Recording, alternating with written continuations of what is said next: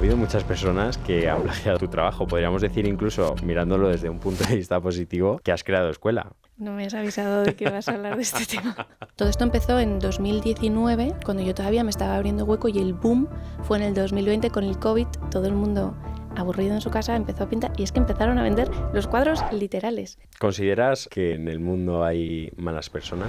Me comentaste en tu adolescencia que no fue una etapa fácil. Mi adolescencia fue un desastre, fue acompañada por una enfermedad de salud mental, y creo que en esa oscuridad he llegado a encontrar mucha luz que luego pude arrojar en mi carrera. Nos hacían pintar la música, las emociones, el alma de una gallina. Eran ejercicios apasionantes y que realmente sacaron de mí un lenguaje que yo no había conocido antes. Y cuando comprendes que eres parte de un todo, creo que se alcanza una paz que no te la da el mundo del consumismo o el mundo de lo que hacemos o el mundo del ego. ¿Crees que el dolor que pasamos en nuestra vida es nuestra mayor fortaleza? Sí, creo que es el trampolín. El duelo de mi padre y del aborto lo viví a través del trabajo, y curiosamente salió a todo color. Yo, Aitor, todavía no me lo puedo explicar porque algo me usó de instrumento para canalizar totalmente todo eso que estaba sintiendo y dejar ya la arquitectura para poder usar ese día a día para canalizar y para drenar y para llorar y para limpiar el corazón. Muy buenas a todas, ¿cómo estáis? Bienvenidas al primer episodio de Bonai Bloom Podcast. Hoy tenemos la suerte de contar con una invitada muy especial. He tenido la suerte de que me cuente su historia en esta semana previa, y la verdad es que nuestras conversaciones de horas se pasaron como minutos. Espero que a vosotras os pase lo mismo. Teresa Cuevas, muy buenas, ¿cómo estás? Buenos días, muchas gracias. ¿Estás bien? Estoy bien, gracias. Me alegro. Así, para empezar, vamos a empezar un poquito fuerte. En el mundo del arte son muy importantes las luces y las sombras. ¿Qué significan para ti? Sí, yo creo que para todos los artistas es un objetivo principal encontrar el equilibrio entre lo muy oscuro y lo muy luminoso, ¿no? Encontrar la mesura entre los dos. Y en concreto para mí creo que es la vida misma. Es un camino que intento recorrer y que a través de mi trabajo pues intento reflejar. Es verdad que me fijo mucho tanto en la luz y la sombra física, incluso en la propia arquitectura, como la materia que se eleva y genera sombra en esa luz, y en la parte interior, pues en el mundo más emocional y más espiritual. Tienes una carrera de súper éxito. ¿Cuáles dirías que son las claves del éxito para emprender? Habría que definir éxito. Pero desde mi perspectiva de ahora mismo, sabiendo dónde estoy y sabiendo que tengo una vida tranquila y por la que dar muchas gracias, sin considerarme una emprendedora totalmente, sí que creo que hasta hoy lo que más me ha ayudado ha sido a ser fiel a mí misma. Hacerme preguntas, o incluso que gente que me quiere me haga preguntas y podamos rebotar y hacer un hilo coherente en lo que quiero contar. No tener claro a dónde voy, pero sí saber cómo lo quiero transmitir y de qué manera eso se conecta conmigo. Para quien todavía no conoce tu historia y no te conoce, me gustaría que nos contaras como tus etapas clave, ¿no? Porque al final yo creo que cada persona que estamos aquí en este mundo tenemos como unos hitos que con el tiempo vemos y que en el momento que los estamos viviendo no nos damos cuenta. Pero estoy seguro que tú ya has sacado tus propias conclusiones de momentos clave de tu vida. Bueno, creo que lo dividiría en 4 grandes grupos, sobre todo que me han influido más fuertemente. El primero es la infancia. Tuve una infancia muy feliz, soy la hermana mayor de 6 hermanos. Mi madre es ibicenca, estuve siempre rodeada del mar, de la naturaleza, del agua más cristalina, y además hemos vivido en el campo, siempre en el río cogiendo cangrejos. Ha sido una vida totalmente conectada a la naturaleza y por ello ella es mi mayor maestra. La segunda etapa fue algo más oscura, fue la adolescencia. Creo que en la adolescencia, como un fuego, ¿no? Te puede arder tu deseo más profundo o te puede quemar. Pues el deseo es ese desideria, esa distancia a las estrellas, o puede ser un disastro, un desastre, pues esa fue mi adolescencia. Mi adolescencia fue un desastre y bueno, fue acompañada por una enfermedad de salud mental contemporánea con una que tuvo mi padre, y creo que en esa oscuridad he llegado a encontrar mucha luz que luego pude arrojar en mi carrera como arquitecta, en la que aprendí a... Bueno, se me abrió un mundo al arte abstracto. Hubo una asignatura en la carrera en la que realmente, bueno, nos hacían pintar la música, las emociones, el alma de una gallina. Eran ejercicios apasionantes y que realmente sacaron de mí un lenguaje que yo no había conocido antes. Por supuesto que también aprendí de los grandes, de Zóbel, de Chillida, de Oteiza. Tuve grandes influentes de Álvaro Siza como escultor de la luz, Goya, Velázquez. Fue una carrera de vida, fue un aprendizaje para yo realmente poder potenciar mi deseo más profundo. Y fue luego en Corea del Sur, donde estudié un año y trabajé, donde realmente ya me pude encontrar con mi soledad y mi solitud y poder ahondar en quién realmente soy. Allí tuve un jefe que era budista y me enseñó muchas cosas con muy pocas palabras. Me enseñó el valor del silencio, el silencio como espacio en el que escucharte a ti mismo y donde es importante poder llegar a no estructurar, pero por lo menos tratar con compasión todo ese ruido mental que muchas veces tenemos. Allí hice mis primeros pinitos en meditación, pero bueno, no se forjaron. Uh-huh. Y por otro lado, tuve una jefa que era artista, era la mujer de Choi Wook, de mi jefe, y con ella aprendí a construir la poesía. Ella hacía instalaciones monumentales en lobbies de rascacielos, en museos, en escaparates de tiendas de lujo, en óperas.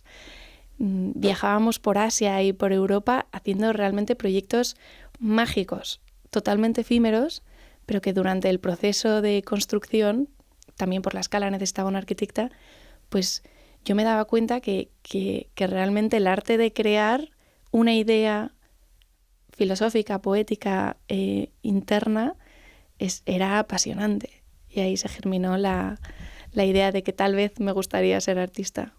Qué maravilla. ¿Dónde encuentras la inspiración, Teresa? Pues en el día a día, realmente. Sí que es verdad que de esa primera fase me quedo con la naturaleza y luz. De la segunda fase, en el mundo de las emociones, en el entendimiento del cómo nosotros gestionamos lo que nos ocurre por dentro o por qué reaccionamos de una manera desde el subconsciente. Me interesa muchísimo la neurociencia y nosotros como seres humanos, cómo nos comportamos. Y de esa tercera fase, digamos, más de búsqueda de uno mismo, me interesa el mundo espiritual y que creo que poco a poco se va colando en mi trabajo. Te criaste a caballo entre, como has dicho, el campo Ibiza, ¿no? Que al final es como mucha naturaleza. ¿Para ti en la naturaleza está la respuesta? La naturaleza es mucho más sabia que todos nosotros, perdurará mucho más tiempo que todos nosotros y realmente nosotros somos pura naturaleza también. El propio entendimiento del ser humano es parte de ello, ¿no? Y cuando comprendes que eres parte de un todo, creo que se alcanza una paz que no te la da el mundo del consumismo o el mundo de lo que hacemos o el mundo del ego. Creo que estar conectados con la naturaleza, bueno,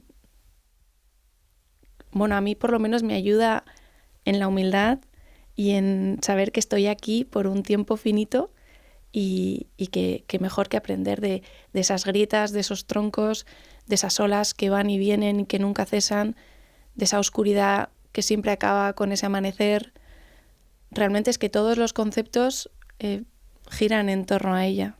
Totalmente. A mí hay una cosa que me pasa mucho con la naturaleza y es que me doy cuenta de lo pequeños que somos. Me pasa mucho cuando estoy en montañas, por ejemplo, que ves sus picos, ves las laderas tan gigantes, nosotros tan insignificantes al lado, Y dices, es que nuestros problemas no importan primero para nada al mundo. O sea, la naturaleza sigue su curso y después dices, de verdad son tan importantes nuestros problemas, son tan trascendentales. Y la respuesta siempre es no. Al final la naturaleza yo creo que se encarga de dar esa paz que necesitas para relativizar todo, ¿no? Porque al final pienso que hoy en día, con todo este ritmo que llevamos, esta vorágine, estamos muy poco en contacto con esa naturaleza que al final forma parte de nosotros y que desde mi punto de vista tenemos que tener cerca. Me comentaste en tu adolescencia que no fue una etapa fácil. ¿Es inteligente esquivar el dolor? Bueno, esquivar el dolor creo que se enquista. Al final, cuando lo abrazas y lo aceptas, es cuando realmente lo puedes transformar en luz.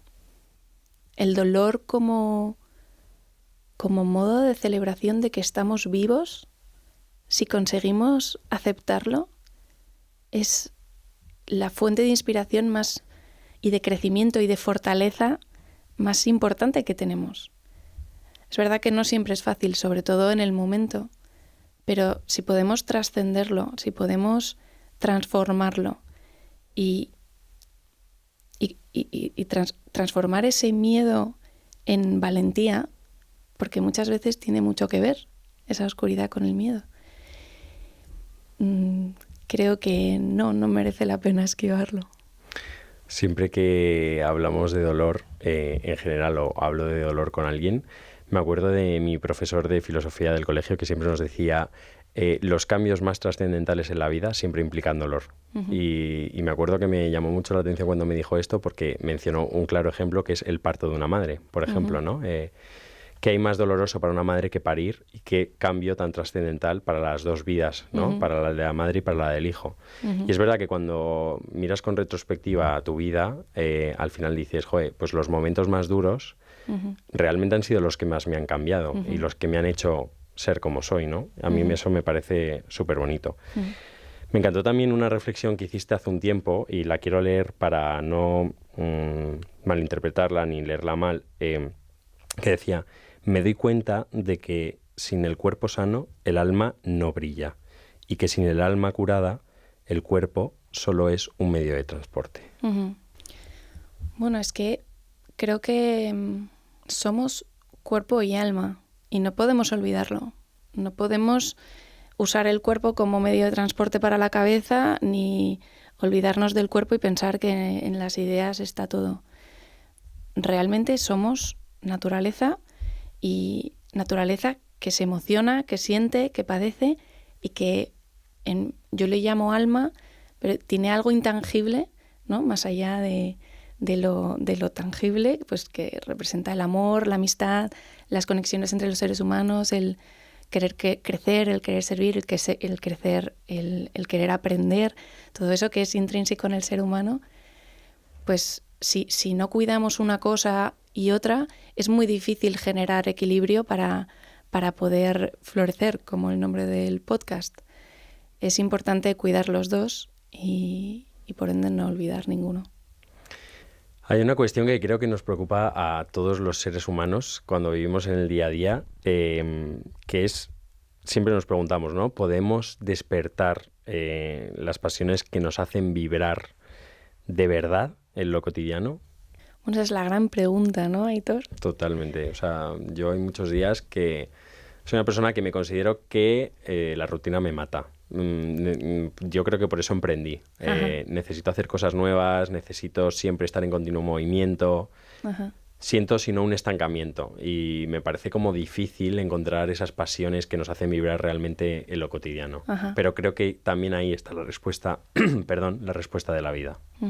Sí, mira, respecto a esta idea que me comentas, le he dado muchas vueltas este último trimestre en torno al propósito y me he dado cuenta que mi propósito es tan sencillo como aprender el oficio del día a día para poder llevarlo al punto de convertirlo en el arte de la vida cotidiana.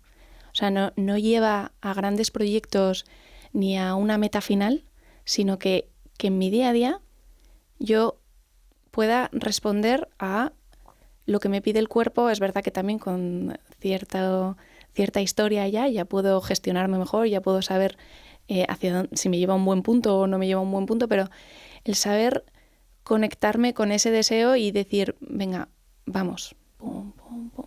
Por las mañanas más tiempo para mí, por las tardes más tiempo para los demás. Gestionar el día a día para que sobre todo la ansiedad no se cuele por esa idea del futuro que no podemos controlar en absoluto y que realmente lo que podemos controlar es el arte de la vida cotidiana. De hecho, ni lo podemos controlar, simplemente vivirlo, aceptarlo y disfrutarlo. Totalmente. La meta es el camino. La meta es el camino. Y eso es así. Después de Corea vuelves a España, inicias tu carrera, un poco ya emprendiendo, empezando con tu arte, y también pasas pues, por momentos dolorosos, ¿no? ¿Crees que el dolor que pasamos en nuestra vida es nuestra mayor fortaleza? Sí, para todos. Creo que es el trampolín. Es que está muy bien diseñada la naturaleza del ser humano. Realmente estamos aquí durante un tiempo finito, estamos aquí para vivir mejor o para morir mejor, según como lo queramos ver. Y yo mientras trabajaba en la Fundación Juan March haciendo museografías, arquitectura efímera y alguna reforma en el primer piso, en el tercer piso, obras grandes y con una responsabilidad civil pues que cada vez iba creciendo un poquito más, en una de esas reuniones me llamó mi madre, que mi padre acababa de fallecer en un viaje de verano con mis hermanos. Lo siento mucho. Gracias. Y en esa llamada se transformó todo.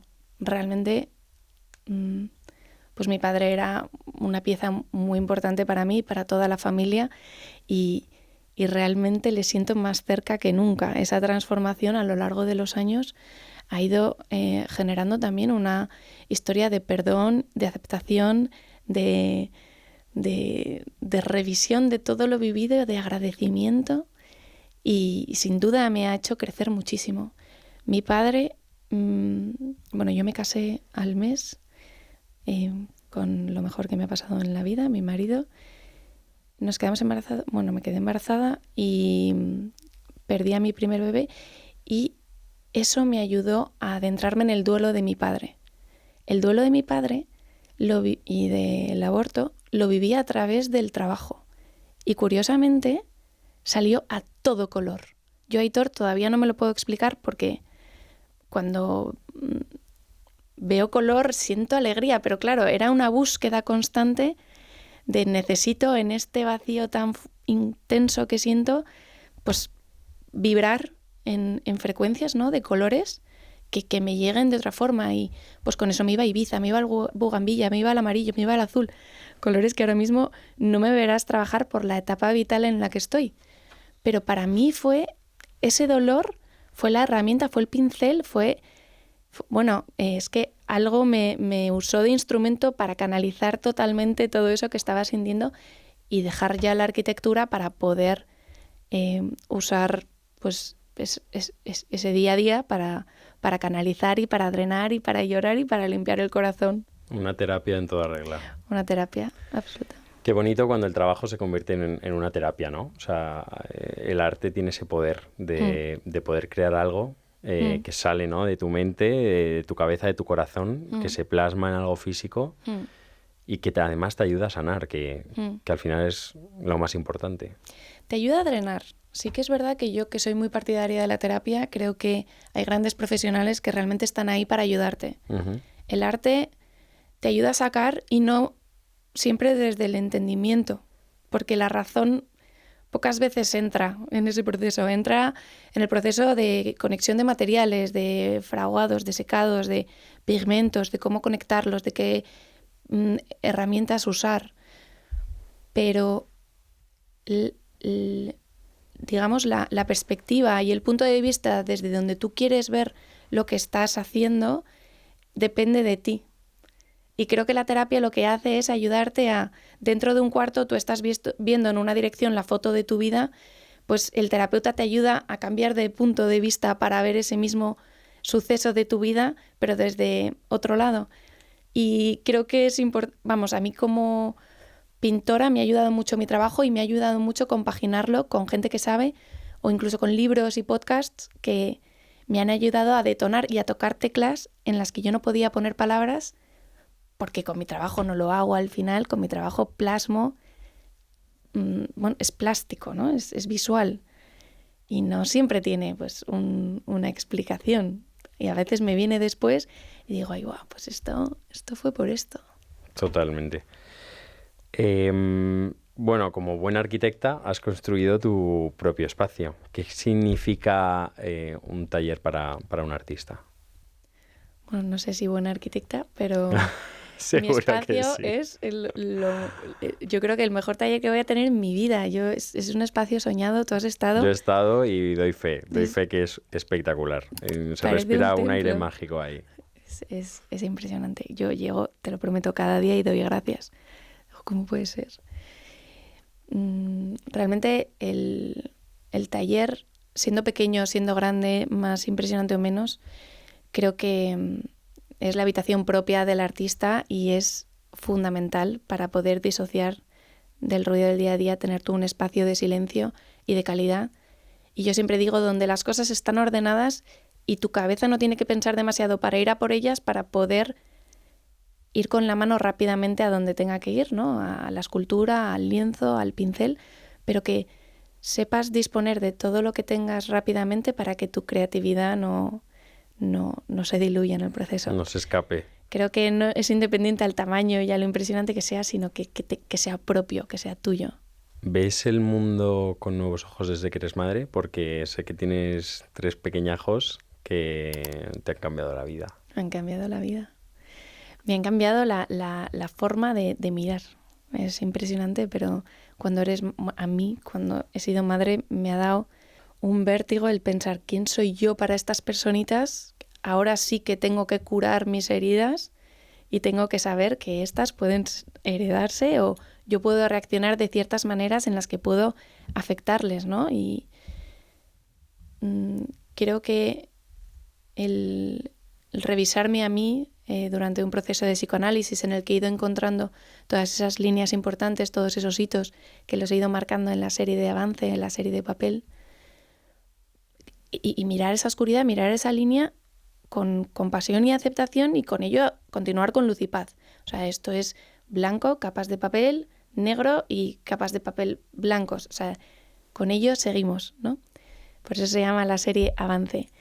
Creo que los hijos, sobre todo, te ayudan a remirar la identidad, a cuestionarte quién eres y creo que todas las madres queremos acompañar a nuestros hijos a, de poco a poco, ir soltando la cometa, ¿no? Ir haciéndoles independientes, ir sabiendo ellos gestionando sus emociones, que no podemos hacerlo si no lo sabemos hacer nosotras, y, bueno, pues ayudarles a crecer cada uno en lo que necesita, ¿no? Y mi hijo mayor, por ejemplo, ahora necesita que trabajemos mucho en la fortaleza.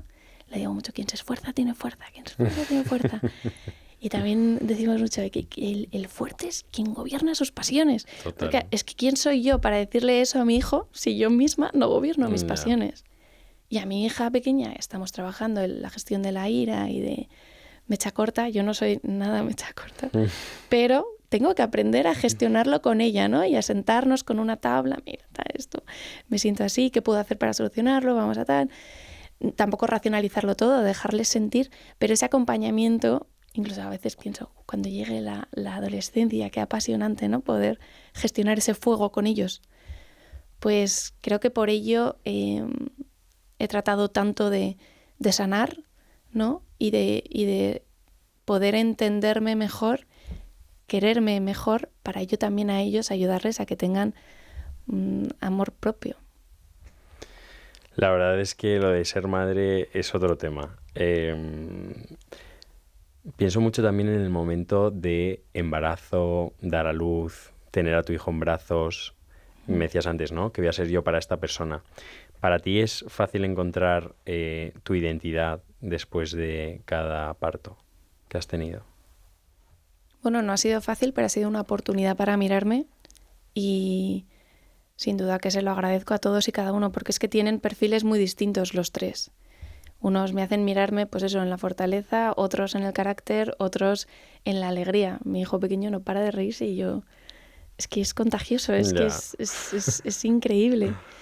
Entonces, todos y cada uno, que es verdad que con todos ellos me he llevado algo al taller y yo creo que la creatividad tiene mucho que ver con ese poder de gestación, ¿no? Que muchas veces no sabes muy bien que lo estás haciendo, pero lo estás haciendo y de alguna manera nace algo, ¿no? En eso sí que tú debes estar conectado, aunque las mujeres sí que podemos experimentarlo al 100% y que es el poder creativo más increíble del mundo, pero sí que todos ellos me han ayudado a gestar una Teresa que pues realmente se ha ido transformando. Creo que ya he vivido varias vidas y todos y cada uno de ellos ha sido un impulso para seguir creciendo y lo vivo así con ellos. Espero yo poder ayudarles. ¿Y cómo les vas a ayudar para ser buenas personas y fuertes? Que a mí me parece el papel fundamental de unos padres. Pues estando a su lado. Que noten mi contacto, que noten que estoy cerca. Por supuesto que yo también, tratando mi mundo emocional y espiritual, creo que las palabras suenan y el ejemplo truena. Al final tenemos que ser consecuentes con lo que vivimos y por mucho que queramos enseñarles y educarles, y sí que creo que hay que darles ejemplo y sí que creo que hay algo que me gustaría que recibiesen y que acogiesen, y es el placer por la lectura, que yo creo que es algo que te impulsa a otros mundos y te sirve como herramienta para poder entenderte en momentos de incertidumbre, aunque tus padres no sepan responderte. Me parece fundamental la lectura.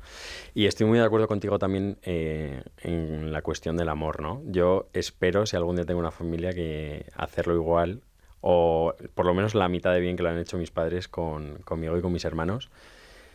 Para mí, analizando su papel, creo que la clave de la paternidad y de la maternidad obviamente, es acompañar en el camino a tus hijos. Nunca sobreprotegerlos, pero saber que si pasa algo los tienes allí y sobre todo mucho amor. Para mí el amor es la respuesta a todo, pero a todo literalmente, en cuanto a cualquier tipo de relación, ¿no? La relación con tu novio, la relación con tu marido, la relación con tus padres, la relación con tus hermanos.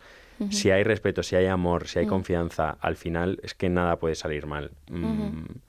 Creo que muchas cuestiones que tenemos de adultos vienen de la infancia y casi siempre vienen por carencias afectivas. Entonces, bueno, yo creo que si se da mucho amor y mucha confianza y mucha seguridad al pequeño o a la pequeña, pues hombre, pues siempre puede tocarte la lotería y que pase algo, no esperado, pero en general creo que siempre saldrán buenos y fuertes.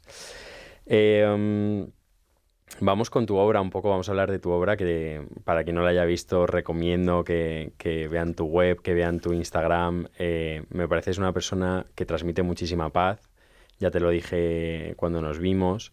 Aparte, creo que transmites muy bien el mensaje que quieres decir, das a conocer tu historia y también tu obra.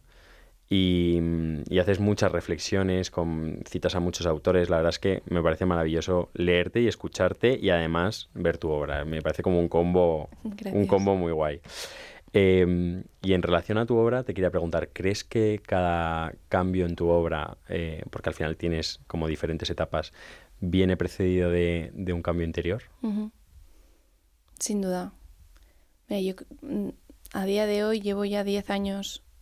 llevo solo 10 años, depende, ¿no? La palabra que pongas delante parece poco o mucho, pero realmente si yo quiero seguir pintando hasta el día que me muera, 10 años se quedarán en nada. Claro. Y en estos 10 años podría dividir en dos etapas. Mi trabajo, creo que hay uno del mundo de dentro a fuera, que es naturaleza y luz, en el que me inspiro en los paisajes, en entornar los ojos, quedarme con las líneas principales, las energías, los horizontes, las diagonales, los focos de luz, como quedarme con el primer impacto, ¿no?, que me llevo de ese recuerdo de ese paisaje y llevarlo al lienzo. Y el segundo mundo, que yo creo que está bien reflejado en el cambio interior que yo hice, fue de dentro a dentro. No mirar tanto hacia afuera, sino mirar un poquito más lo que hay para con ello poder darme mejor, ¿no?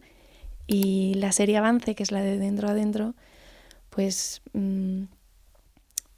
es otro proceso totalmente diferente, tiene mucho que ver con el inicio de la maternidad, lo empecé hace 6 años y pues claro, no tiene nada que ver con la primera fase. Perdona que no me acuerdo de la pregunta y te Si sé... crees que cada cambio que se produce en tu obra viene precedido de un cambio interior. Justo, claro, no tiene nada que ver mirar hacia afuera, que creo que representa toda mi juventud o bueno, con esa excitación por todo lo que veo y todo lo que aprendo y todo lo que me llega, ¿no? Ahora, ¿quién es Teresa? ¿Y qué puede aportar Teresa? Y que pues ese proceso es muy distinto. Y además, dentro de Avance, pues ha habido un proceso emocional muy intenso de psicoanálisis y de ir encontrando todos esos hitos. Empecé en blanco y negro para encontrar en contraste las ideas principales. Esas líneas se fueron inclinando poco a poco, mirando un poco al cielo, iniciando después de un camino emocional, un camino espiritual, que yo siempre me he considerado una persona espiritual y sin embargo he tenido que deshacer muchas creencias para, habiéndome encontrado de nuevo, después de ese camino emocional, poder iniciar una relación con ese ser superior, que en mi caso es Dios, de manera muy diferente. Y esas inclinaciones de líneas que parecen muy sutiles, para mí ha sido un salto enorme. Pues yo partía de Avance del rectángulo y de repente pues se han convertido en formas orgánicas y sin límites y sin fin. Y han entrado los colores horizonte y tierra como conclusión de, bueno, ¿a mí qué me hace feliz? Me hace feliz tener un lugar en el que estar, una tierra, un presente, un hogar con esos terracotas y un horizonte, un lugar donde mirar, un propósito, una ilusión, esos azules. Y de repente han entrado más colores entendiéndolos como esos niveles de conciencia en los que vibramos, que no son ni futuro ni presente, que muchas veces pues vibramos en orgullo, en vergüenza, en culpa, a veces llegamos a aceptación, amor incondicional, y esa vibración más alta a la que todos aspiramos es la paz, ¿no? Creo que yo con mi trabajo pues lo quiero convertir en esa escalera para subir de nivel de conciencia poco a poco y que en esos recuerdos que yo he vibrado de otra forma, poder transformarlos y hacerlos llegar a otro nivel de conciencia. Muchas personas cuando van a los museos o cuando van a una galería dan un paseo rápido, ven las obras, hacen una foto y se van. Uh-huh. Yo lo achaco a que quizá falta contexto en la obra o que no está el artista a tu lado para contarte la historia del cuadro. Creo que así sería más interesante. ¿Crees que es importante ofrecer un contexto a la hora de interpretar una obra o que la obra debería hablar por sí sola? Uh-huh.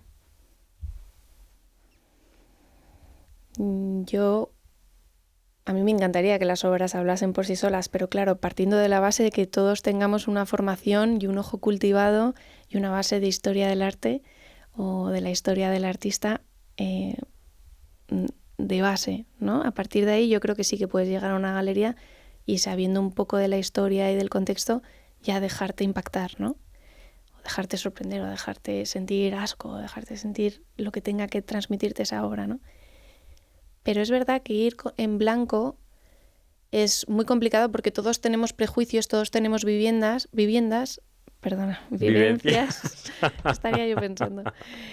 Y eso pues nos puede condicionar a lo que el artista nos quiera contar. Y creo que representa mucha humildad el querer entender, ¿no? Muchas veces no te tiene por qué atraer y puedes pasar de largo.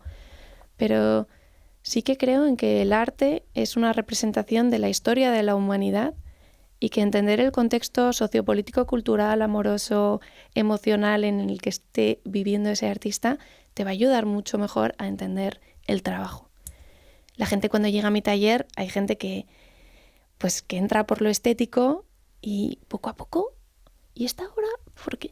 Y tal vez con una serie conectaba más que con otra de manera visual y de repente da un giro de 360 grados y dice, no, si es que realmente esto es lo que me ha llegado. Yo no pensé que vendría con esta idea, pero... Y yo no les quiero contar mi vida, ni les quiero contar nada concreto con ello, pero en el proceso ha habido ciertos aprendizajes en los que creo que la gente puede hacer espejo y con ello trascender lo que está viendo y por ello, pues... pagar por llevárselo a casa y convivir con ello todos los días, que es el gesto más increíble que puede tener una persona hacia un artista. Bueno, justo decías que las personas que van a tu estudio, ¿no? Como que de repente entran por lo estético, pero de repente conectan, ¿no? Esa palabra conectar con otra obra. El doctor David Hawkins, que también lo mencionas mucho en tus reflexiones, nos habla de que hay emociones que te hacen vibrar en una frecuencia determinada. Ajá, ¿Crees sí. que el arte tiene esa capacidad de hacernos vibrar en una emoción o en una frecuencia determinada? A mí me gusta pensar que sí.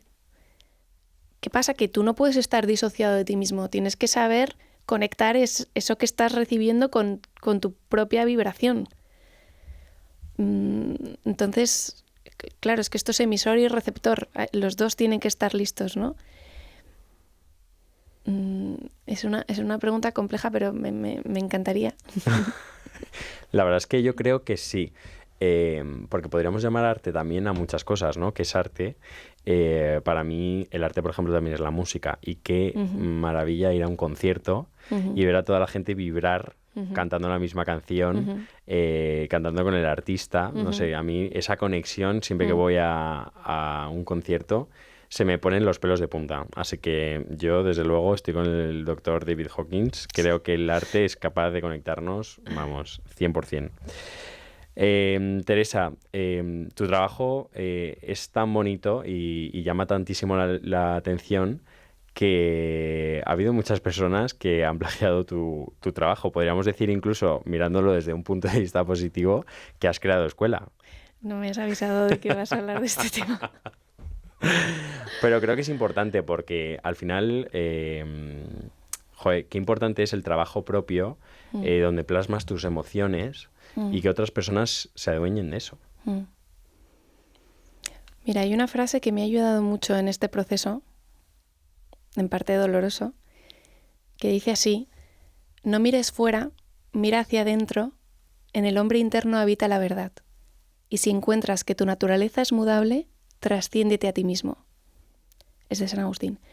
Yo me siento muy orgullosa y muy feliz y realizada por haber podido escucharme y haber podido trascender lo que me ocurría, independientemente de lo que estaba pasando con estas mujeres, en su mayoría, porque había también muchos hombres, pero que vinieron en tropel pues en un momento demasiado temprano para mí. Yo reconozco que yo me fijo mucho en los grandes. Yo me fijo en Zóbel, en Chillida, en Feito, en Guerrero, en Miralles. Aprendo de todos y cada uno de ellos, pero lo intento hacer propio, ¿no? O sea, creo que el hecho de que te fusilen una obra y la vendan, tú puedes practicar en tu casa y tú puedes copiar lo que tú quieras, pero hacerlo propio tal cual, eso es lo que a mí me ha hecho, bueno, en su día me hizo daño. Todo esto empezó en 2019, cuando yo todavía me estaba abriendo hueco, y el boom fue en el 2020 con el COVID. Todo el mundo aburrido en su casa empezó a pintar, y es que empezaron a vender los cuadros literales. Madre mía. Bueno, todo eso ya se ha disipado, ya son tantas y ya son, pues que yo entiendo que ellas mismas se hayan autoconvencido de que...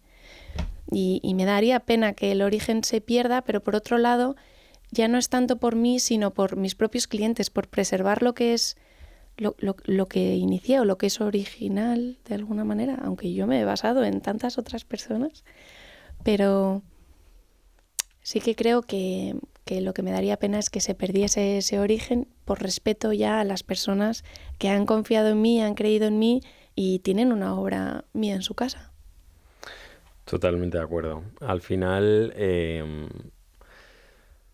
no debe ser nada fácil plasmar tu vida, como hemos dicho, ¿no? Cada cambio trascendental que has vivido, plasmarlo en tu obra, cada concepto que has interiorizado, plasmarlo en tu obra, y de repente verlo en otras personas que yo tampoco llamaría artistas, porque al final lo que hacen es ser copistas, podríamos decir, que serían muy buenos copistas, pero... Bueno, ojalá encuentren su propio camino. Yo creo que, bueno, esperamos eso, ¿no? Porque al final también qué cansado estar siempre a caballo o sea, detrás, ¿no? A rebufo de alguien que desarrolla su propio trabajo, porque la libertad que te ofrece el desarrollar y el hacer tú las cosas no lo tienen esas personas. Quizá tampoco se hayan cuestionado el daño que pueden llegar a hacer.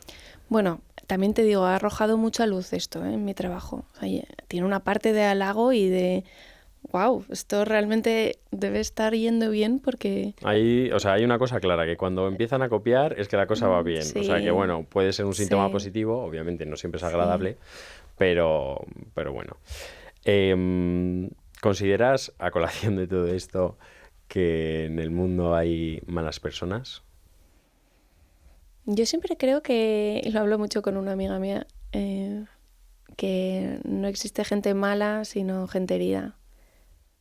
Bueno, seguro que existe gente mala también, pero en la gente de nuestro entorno, la gente que elegimos, la gente que queremos, cuando alguien nos hace daño, creo que viene más desde una herida profunda o incluso está tocando una herida tuya propia a realmente la maldad propia per se, ¿no?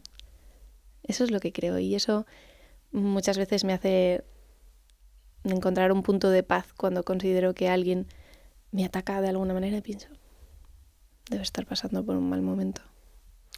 Yo lo comparto 100%. Cuando me encuentro a este tipo de personas, lo pienso, digo, ¿qué le habrá sucedido en su vida para ser así? Porque realmente creo que cuando tú has crecido en un ambiente, como decíamos al principio, ¿no? Con un ambiente de amor, con un ambiente en el que afortunadamente no has tenido traumas, que no siempre sucede, o cualquier tipo de situación desagradable, creo que no tienes ninguna necesidad de vengarte de nadie, ni del mundo, y creo que hay gente que se despierta con necesidad de venganza y tratar mal a las personas, aprovechando incluso su rango, ¿no? En el trabajo, etcétera. Pero creo que, lo que decías justo, hay que mirar a esas personas con compasión porque dices, pobrecitas, no tienes la suerte que tengo yo, ¿no? Y luego hay gente, como también decías anteriormente, que transforma todo eso malo que le ha pasado en su vida, ¿no? O esos episodios que no son tan luz, como hablaremos en el mundo del arte, y que todo eso lo transforman, toda esa oscuridad la transforman en cosas positivas, ¿no? Intentan ser mejores, intentan mejorar lo que pues, sus padres hicieron mal, o sus hermanos, o un amigo. Yo soy del team de que las cosas malas que nos pasen hay que convertirlas en cosas buenas y no guardar rencor, porque al final el rencor come por dentro. Efectivamente, es contraproducente. Totalmente. Hablando también un poco de tu obra, ¿no? Y del plagio y de todas estas cosas, también en tu obra son muy importantes las piedras angulares, ¿no?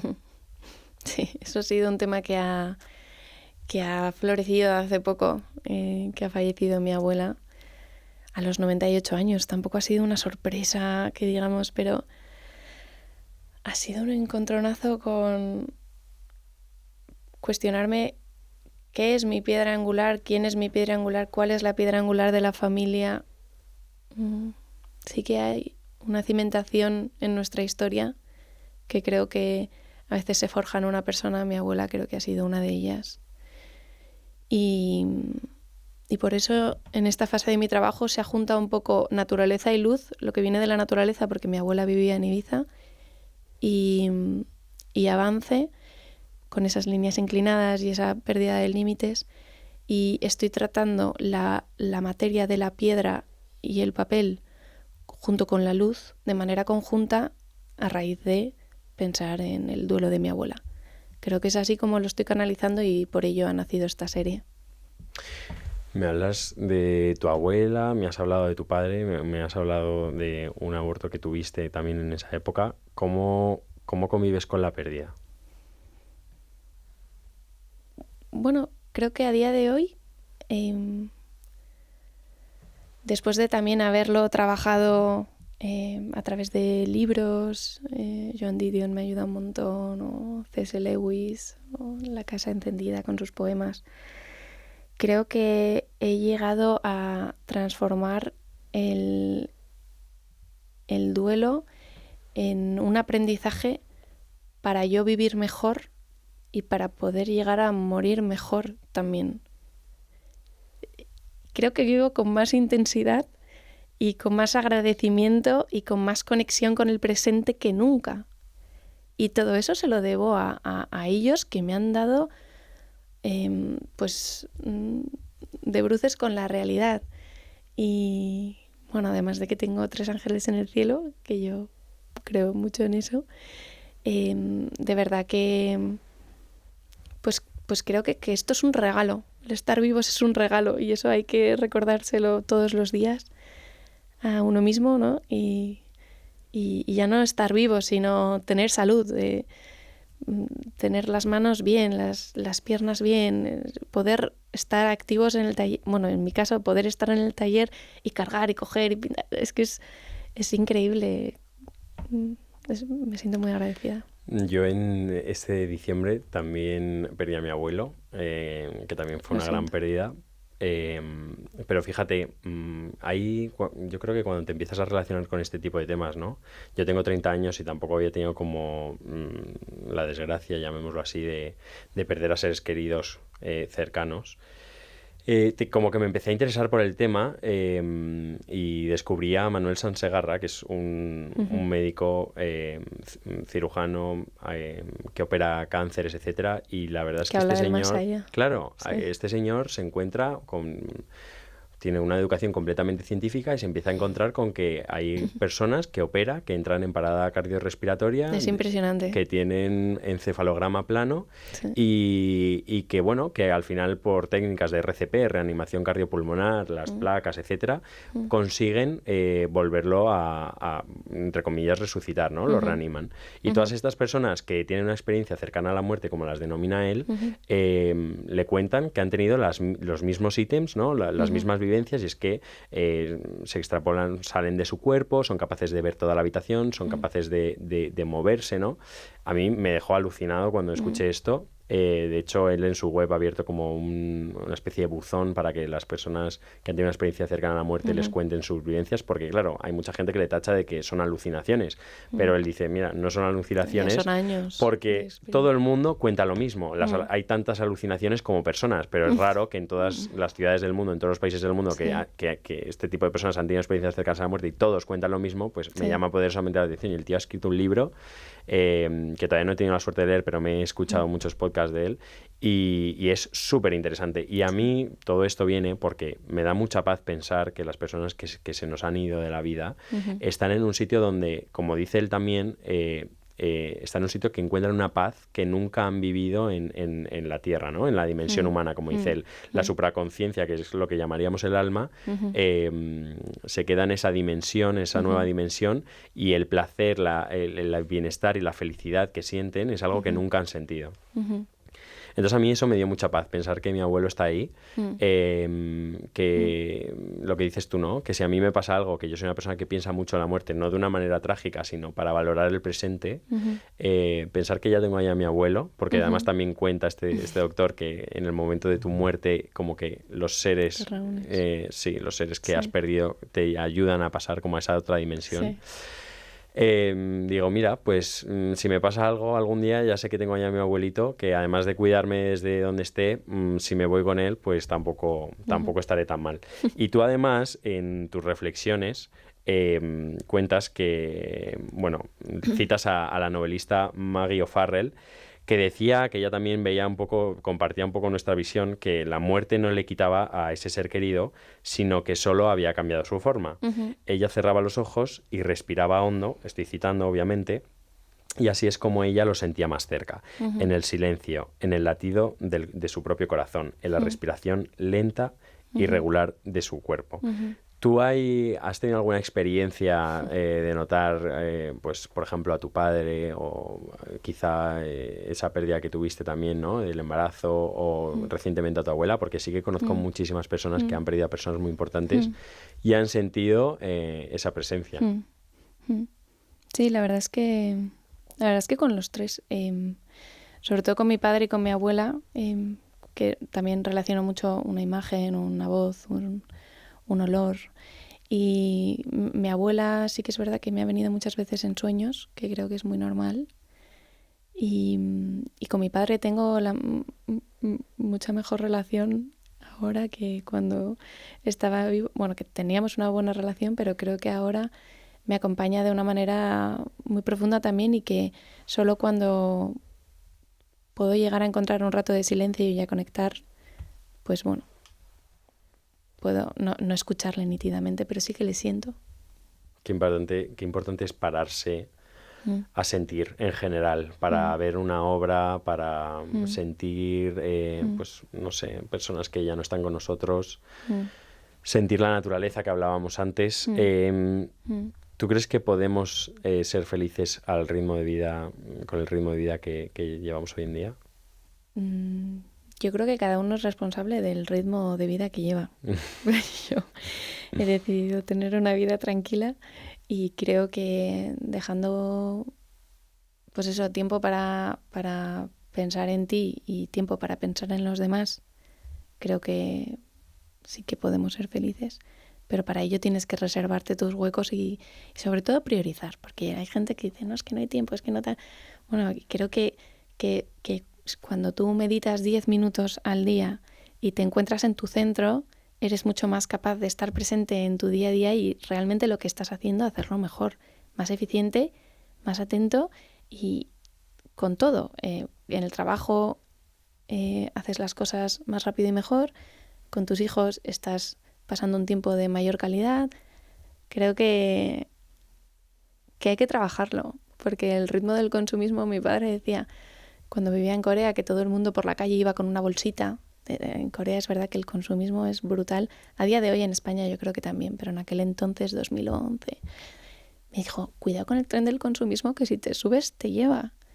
Y qué frase tan sencilla, pero qué razón tiene. Y muchas veces, pues eso, si nos fijamos demasiado en lo que necesitamos, en lo que tenemos que comprar, en la casa que queremos tener, en el viaje siguiente que queremos hacer, pues podemos distraernos de lo que realmente es importante, que es el ahora y el estar con la gente que quieres y conectar con la persona que quieres para que te cuente qué tal su día, o tus hijos, o bueno.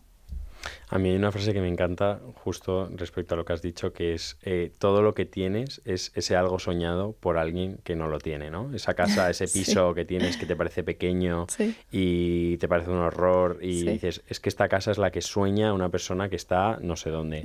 Este coche que querría cambiar y que quiero tener porque es mucho mejor, etcétera, es el coche el que tienes, es un coche que soñaría otra persona. Y la verdad es que me parece, como a mí me ayuda mucho a valorar lo que tengo, porque es verdad que el ritmo del consumismo siempre te hace fijarte en lo que no tienes, ¿no? Y al final es agobiante y sobre todo es una fuente incesante de insatisfacción, porque si solo te fijas en lo que no tienes, al final es un rollo. Teresa, para terminar, ¿cuál es la emoción más expansiva que existe para ti? El amor. Diría el amor incondicional, que va un poco más allá. El aceptar a la gente como es. El querer con lo que hay, con sus luces y sus sombras. Empezando por ti y a los demás. Pues con esto acabamos. Teresa, muchísimas gracias. Ha sido un placer tenerte hoy aquí en este florecimiento de Bonai. Gracias a ti, Gracias Aitor, por mostrarte tal y como eres. Gracias por compartir tu historia con nosotros. Muchas gracias. Y nada, simplemente espero que a todos los que nos estáis escuchando y viendo os haya gustado este primer episodio de Bonai Bloom Podcast. Os mando un beso gigante y nos vemos en el próximo.